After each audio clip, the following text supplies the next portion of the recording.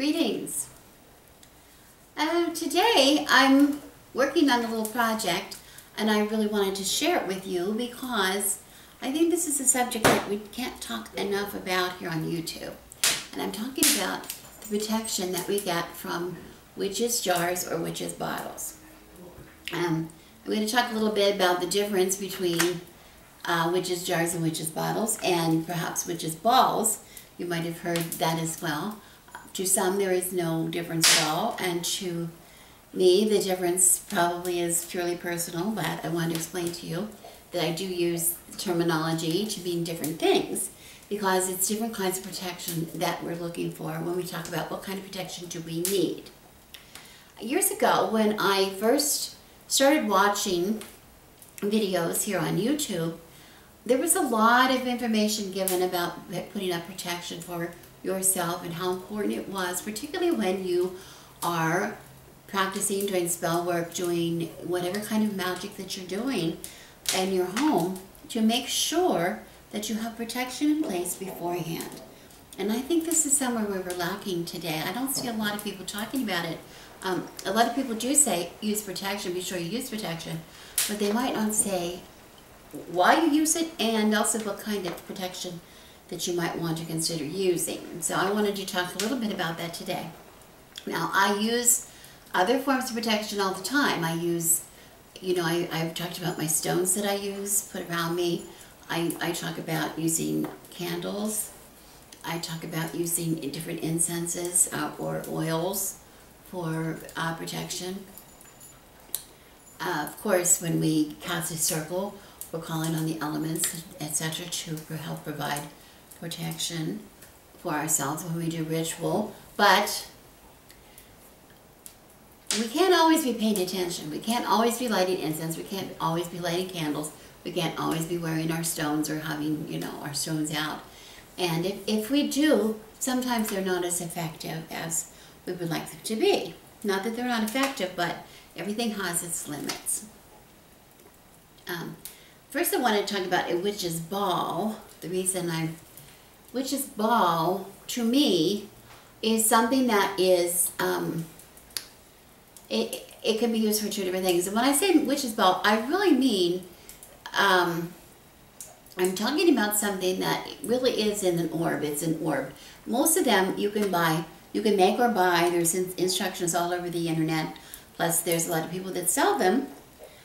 They're very lovely, and they're usually made out of commonly made out of a clear ball, a Christmas decoration, a Christmas ornament. The clear glass or plastic, mostly glass, that are, you use to make Christmas, you decorate them at Christmas for your tree, but also you can fill those with herbs and stones and all kinds of things inside, okay, and use them for different things. When we use them as a witch's ball, we are meaning to attract negative energies and to that orb, apparently through colors or through attraction herbs or whatever. And once that negative energy, the idea is once the energy comes into that ball or that orb, it is trapped inside, the opening being small, it can't get out, and it remains trapped. So therefore it is adding a layer of protection. Some of those witches' balls are called other names, and they're called other names because they're meant to be positive influences, such as fairy balls or spirit balls, where they're actually wanting to attract positive things into your life, positive spirits to come, positive, fairies to visit, these kind of things.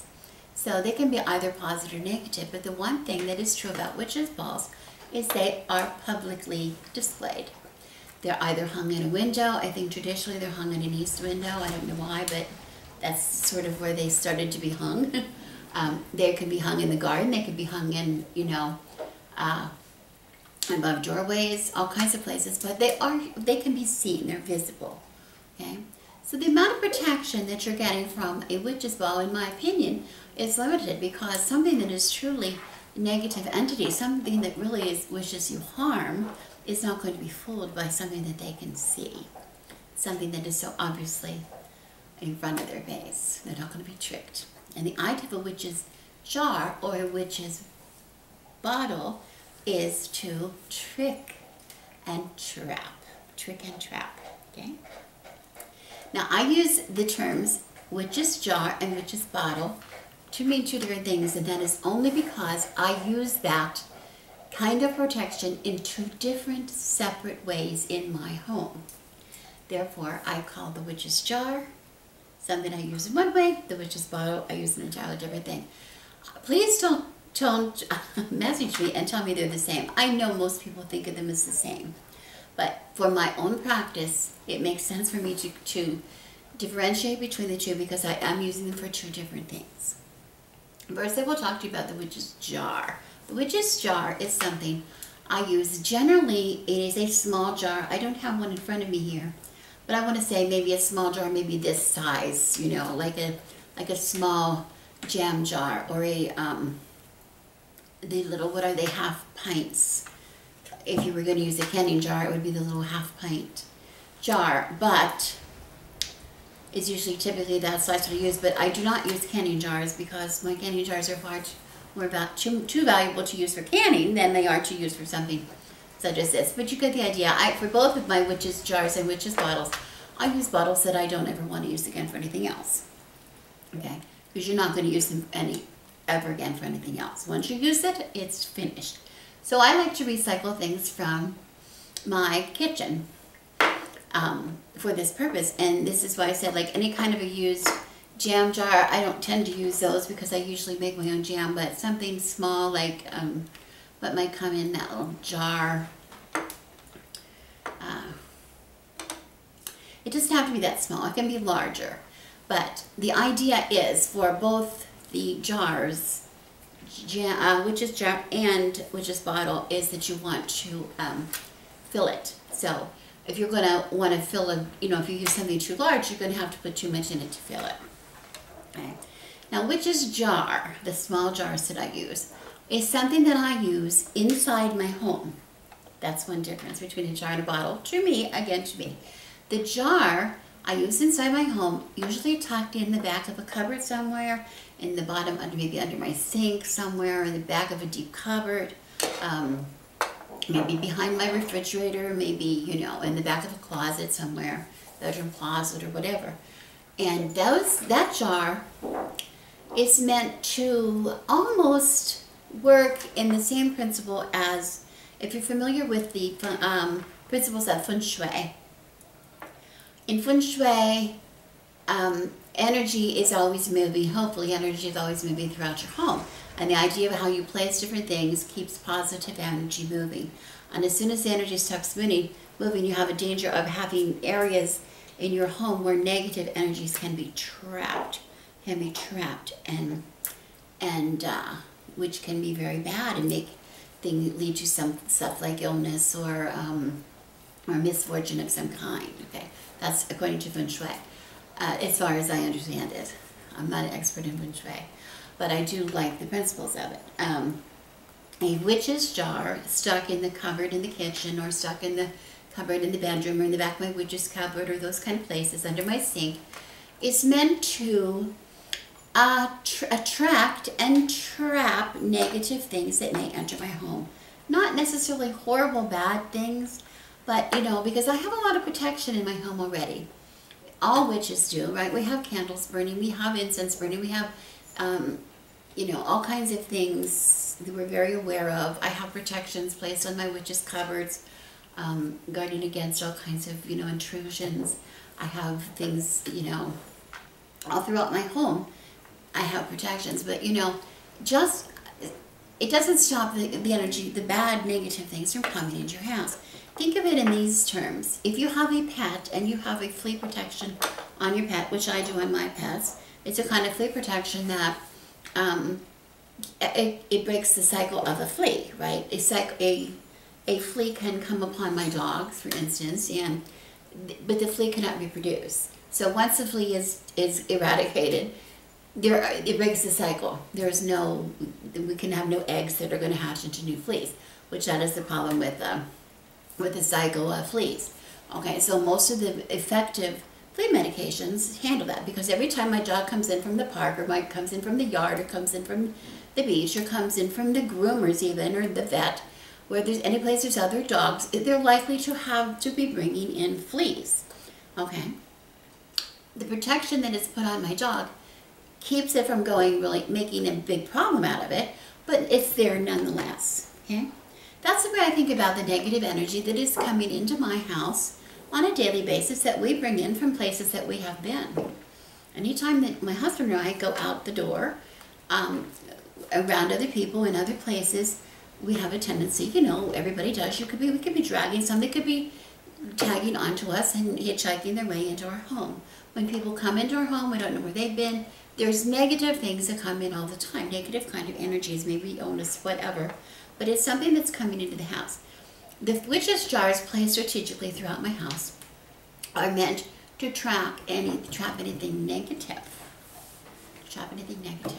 And there are generally things in those jars, I will put in those jars, things like rusty nails or bent pins or thread. You know, thread is really good, or hair from the hairbrush. You know, when you pull the hair, I wish I had my brush here to show you, but when you pull, you know, I know you have the same. When you pull the hair out, this tangled web of hair, or I have tangled balls of golden retriever hair in the corners of hair, or cobwebs, or anything that is tangly, anything that is sharp, anything that is like pokey things, broken glass bits are good, things like that.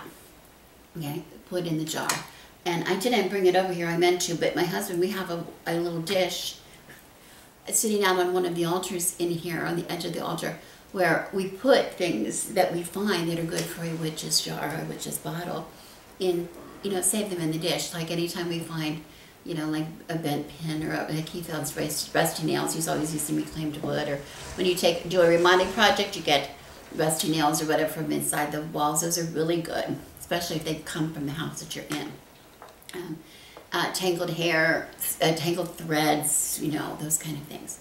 Very, very good to be used in jars. So we put those things in the jar, and then we fill the jar. This is the other reason that you don't want to use too big of a jar. And if I'm going to be putting it in my kitchen, or if I'm going to be putting it in, you know, my closet or whatever, I don't tend to use liquids. I tend to use dry things in the cupboards because I don't want to, for whatever reason, I don't want liquids. So just filling up with salt is good, or you can use rice, uncooked rice. You can use, you know, flour. You can use dirt, anything like that. And that's really good for a witch's jar. And then I usually simply draw I usually put a pentacle on the top of the jar, or I will seal it, and then I will put it in the back of the cupboard somewhere, okay? And that is a protection. That's a good general protection. It's a good protection because it's hidden, and it's a good protection because it's really strong. It has a lot of items in it that work together. Okay, I'm going to have to edit my video because my memory was full. So I'm not exactly sure what I was talking about, but I was talking about the witch's jars being really good protection for general negative things that may be coming into your home or going through your home. The jars protect, giving a good, the hidden away jars give a good general protection for those things. Now, how long do you leave them there? Do you leave them there forever? Excuse me. You know, eventually they're going to be disturbed. If you're going to clean out your cupboard, if you do spring cleaning or whatever every year, and you're going to be getting into your cupboards and cleaning them out, you're going to be disturbing the jar. If you're going to do some remodeling, which has happened to me, or moving the cupboards, taking the stuff out of the contents of the cupboards to relocate or whatever, clean out from under your sink. If the plumber came and you had a witch's jar in the back under your sink, and the plumber had to do some work under there, we need to get that witch's jar out. It's not good to you any longer in that instance, and it needs to be disposed of. How do we do that? Well, I first of all get it into a bag. I will put the jar into a bag. If I don't have like a lunch bag like this, I will wrap it in a rag or an old towel, something that I care about. And I will take it off of the property to dispose of it. I will go maybe to a shopping center where there is a big dumpster, not putting it into a neighbor's trash, but somewhere, like a public trash is fine. But we're having I don't know if you can hear, but we're having a very, very stormy, rainy, windy day today. A lot of stuff, a lot of stuff going on. Anyway, I will take the jar, put it in the bag, take it somewhere to like a public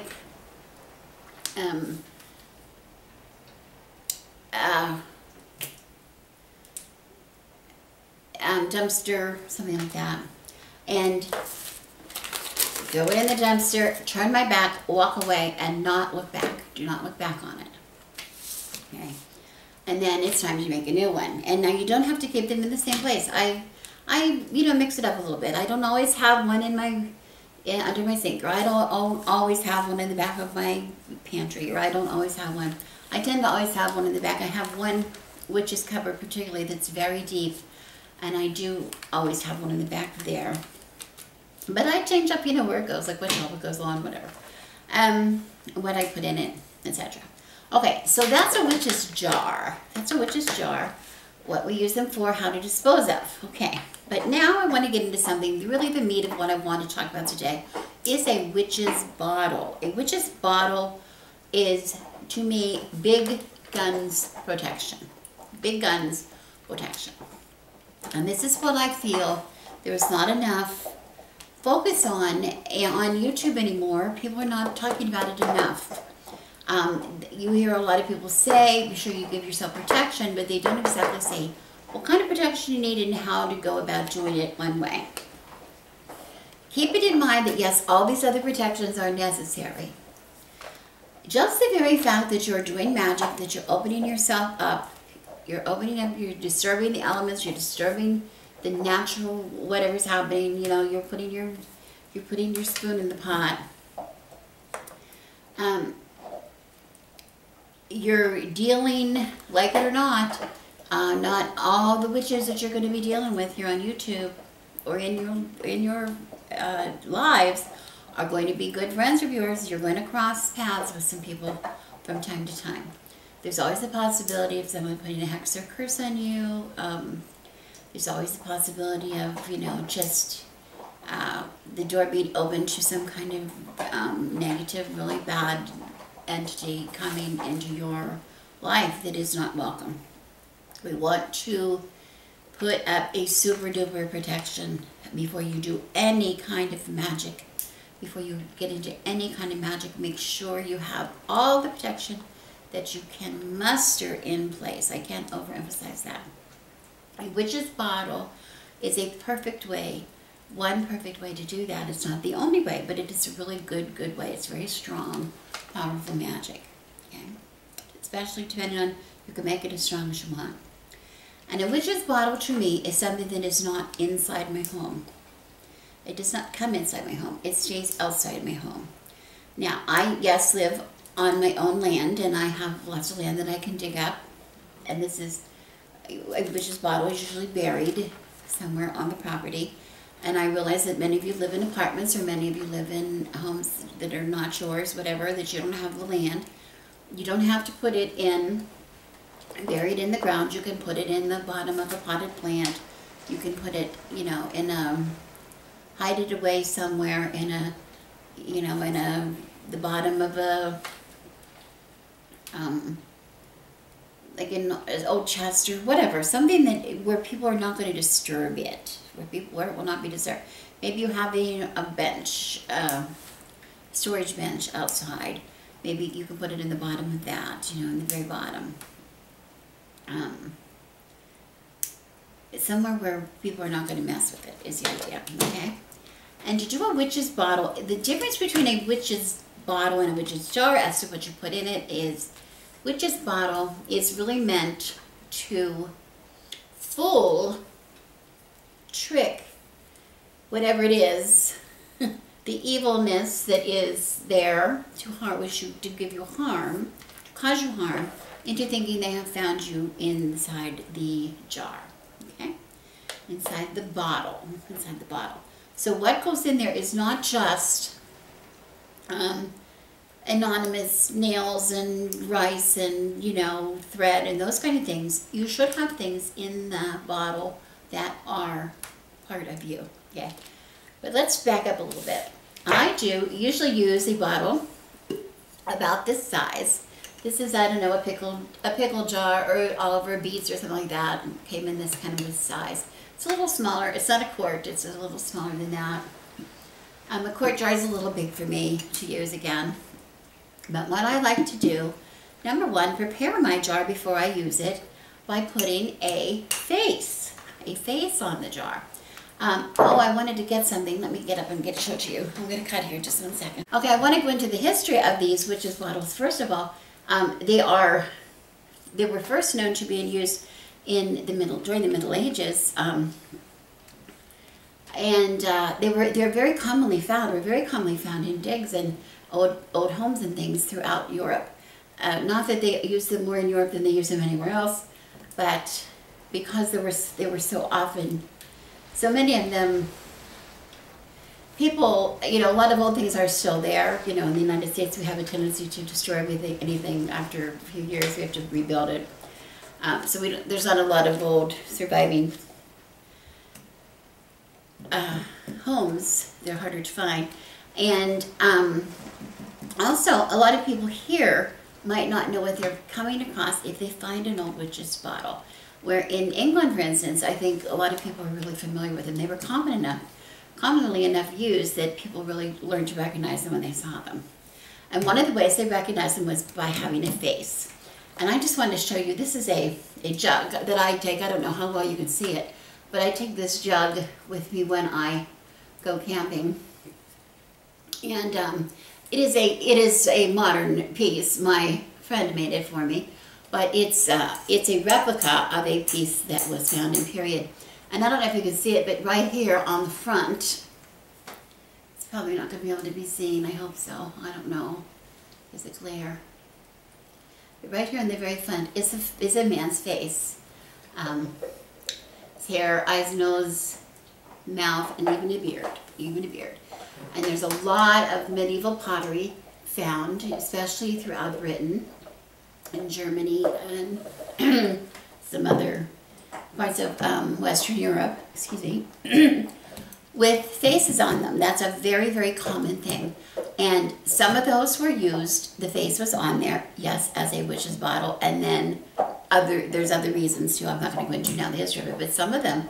So finding face on pottery is very common, and on bottles. It has been very common for hundreds of years, okay? So I thought that was a little curious. Now here, I don't use pottery. I would never use a really good bottle like that. So again, I'm back to a jar like a pickle jar, something that I'm never going to see again. And what I like to do is first prepare it, and I will prepare it by putting a face on it. Now I'm not going to put, because remember, I want to trick whatever it is that might be out to harm me into thinking that this is me, that they have found me. Now I'm not going to put my face on here. And for me, I'm not even going to put a real person's face on here. I don't wish any person should be identified on here.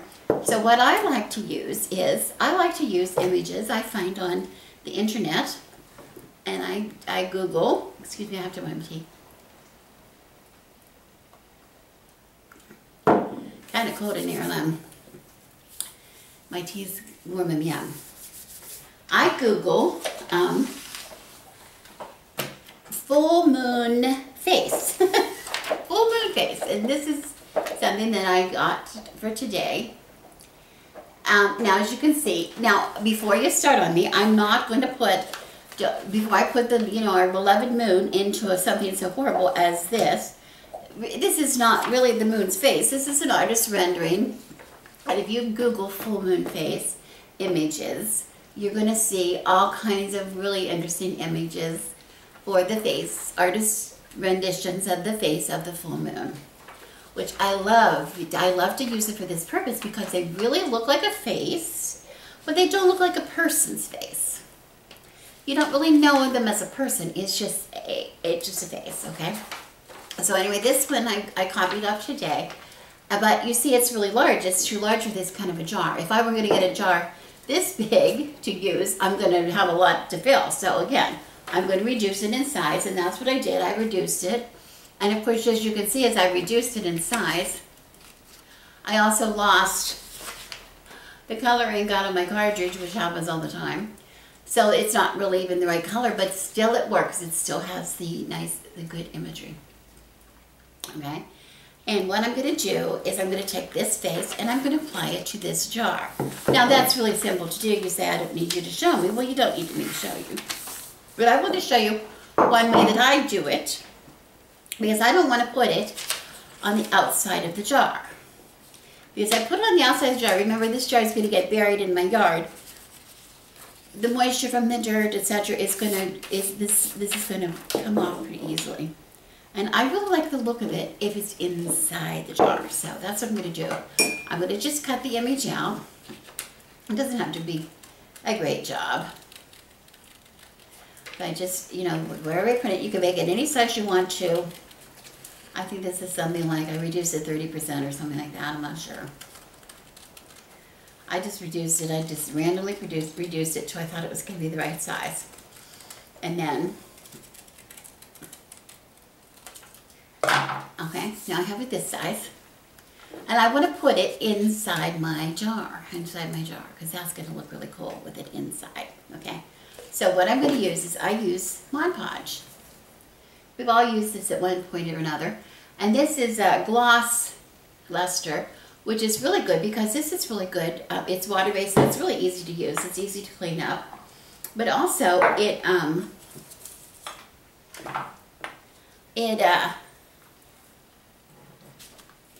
dries really fast. It dries really fast. So I'm just going to take this off. And what I do is I take my picture and I put some Mod Podge on the front, all over the front of it, all over the face. Okay. I don't need it thick, I just need it nice and thin, but I want the whole thing to be covered. And then I take it and I put it, see it's covered, you see? And then I put it inside the jar, sliding it down to where I want it. Okay. And then I just take another old brush or something to reach, and I just make sure it's all flat inside. I don't know if you can see. I'm just brushing. Can you see? I'm just brushing, make sure there's no air bubbles. And that the picture, the image, is laying down nice and flat within my jar. Okay? And excuse me, I think it is. You can look from the front. Okay, and then I add more Mod Podge to remember, because I'm going to be putting liquids into this jar, which we'll talk about in a minute. So I don't want the paper inside to dissolve in the liquid. So I have that stuck to the glass. It's inside. And now I'm going to do some Mod Podge on the back of it. And I'm going to go off the edge onto the glass. So I make sure that the edge is going to adhere really well. And all over the glass is fine. Because the Mod Podge is going to, dry clear. You're not going to see it. And I go a couple of different directions. So I have a nice thin coat. And then I'm going to wait a few minutes. It's kind of smeary. As you can see, it's kind of smeary. I hope you can see that. But you can see it on the side of the glass. It's kind of smeary, but I let that dry for about 10 or 15 minutes. And then I'm going to put on another coat, and in about 10 or 15 minutes more, I'll put on a third coat. I usually like 3 coats. And after I put 3 coats on it, it's going to end up, here I have one that's already finished. It's going to end up looking like that. Can you see that? I don't know if you can see it or not. Okay, but it's completely in the glass, and if I look inside, it's completely coated. It has like 3 layers of Mod Podge. Now I'm not going to say that this is going to stand the test of time, and that paper is not going to dissolve after a while within that jar. That's okay. That's okay. Initially, it's going to be nice and firm. It's going to stay on there nice and good, and it's going to stay long enough for my purpose that I need it to stay. Okay. So anyway, my jar then is prepared, and it is ready to fill. Okay. So what am I going to put in my jar? Well, we can do the same kind of things that we talked about before with the witch's jar. What am I going to put in the bottle? I need to remember I'm calling this a bottle so that we don't get confused. But what am I going to put in here? I'm going to put the same kind of things that I would maybe put in my witch's jar, the one in my home, but I'm going to add a lot more personal items, okay? So I might do bent pins, but if I'm going to do bent pins, I want to do bent pins from my sewing. Something from my own pin cushion, something that I used, hopefully something that I bent, maybe nails that I actually bent myself, or they were actually a part of my house, not just a bent nail that I found randomly out in the dirt, but something that the more I have that has a personal connection to me, the better. Yes, of course, hair. Yes, of course, fingernails. Yes, of course,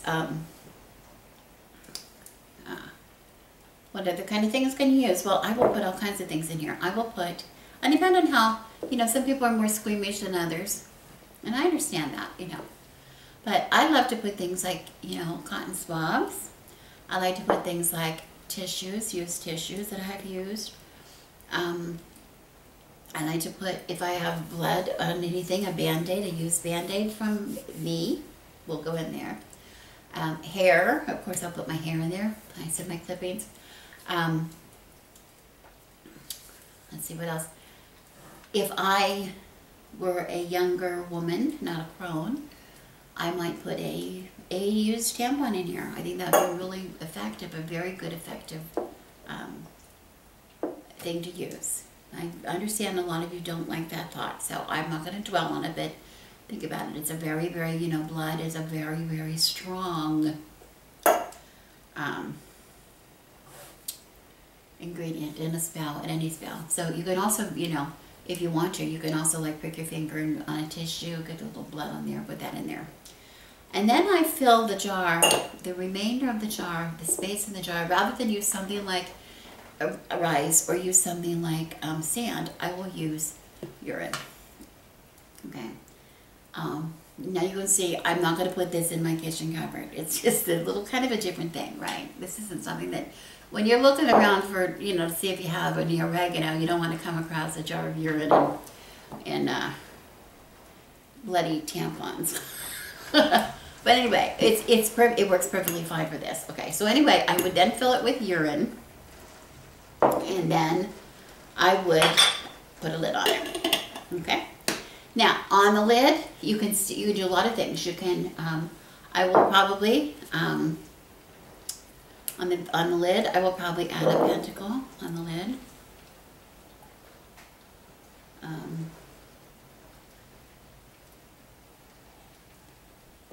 Okay.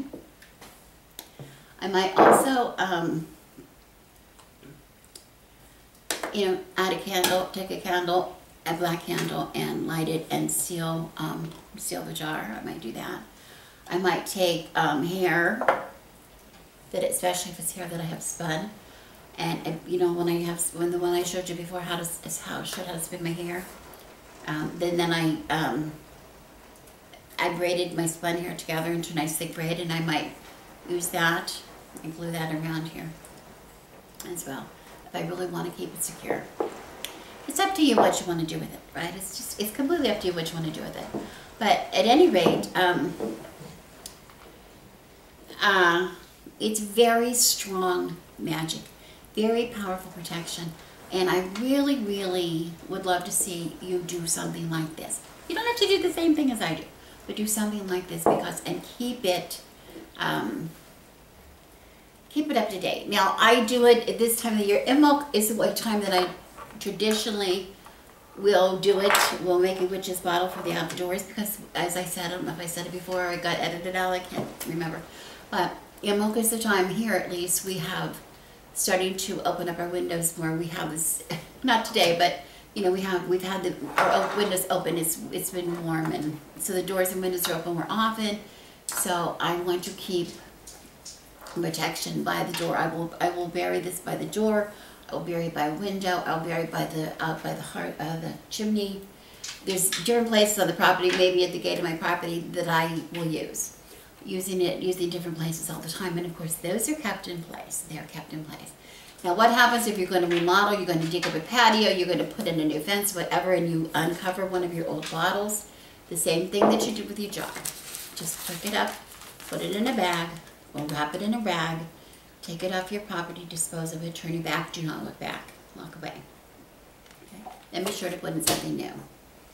Now, how often do I do it? Do I do it every Imbolc? Do I do it only in Imbolc? No. I'll do it when I feel like I need the protection. You know, when you feel like you need it, you know when that is. Okay? It just, when it makes sense to you, that's when it should be done. To me, Imbolc, and especially this one, like Imbolc, it makes sense for me to make a new one. So I'm going to be making a new one. And this one that I'm working on, the one that I'm working on right now, which I'm ready, I think, to put another coat on,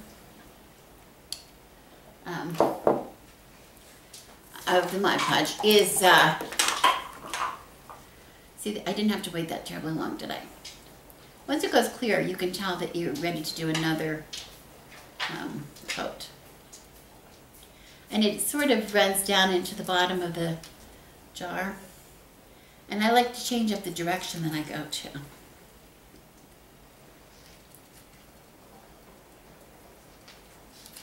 But once that turns clear, you know that you're dry enough to add another one. Okay, so I have one more to do, then I'm done. Anyway, this jar will just be kept, I'll put it in my witch's cupboard, just leave it empty. For the next time I have one done. Okay? Anyway, I would love to have some comments from you. Whether or not you use anything like this, whether you think it works or not, what kind of things you might, if you have something new and different you put inside your jar. I'd love to hear about it. That might be very fun for everybody. In the meantime, I just cannot overemphasize enough, please, some kind of protection. Some kind of protection. Any and all protection you can think of. You can't be too protected. If you're going to be messing around with things, and you know, particularly, I want to say particularly new people, once you start to understand the power that you have the ability to have, it's tempting to mess with things that you might not, maybe shouldn't be messing with, but it's very tempting. I see that. Please don't do anything like that until you have protection in place. Do you have protection in place? That's all I can say. Okay. So that's all for today. Thank you very much for coming to my channel and watching. As always, I wish you blessings.